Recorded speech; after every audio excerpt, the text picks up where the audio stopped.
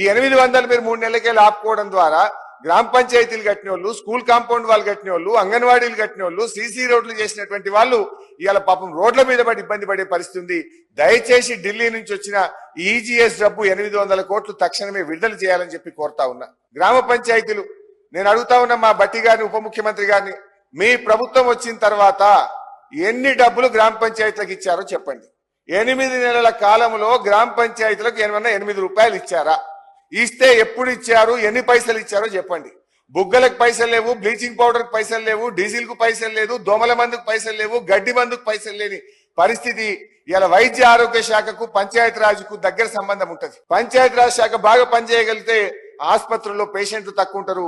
లేకపోతే viral, dengue, malaria లాంటి ఫీవర్లతో ఇలా హాస్పిటల్ అన్ని కిటకిటలాడుతున్నాయి. మొన్న ఏదో పేపర్లో చూశాను, 60 పడకల ఆసుపత్రిలో 120 మంది పేషెంట్లు ఉన్నారు అని ఒక పత్రికలో వార్త చూశాను.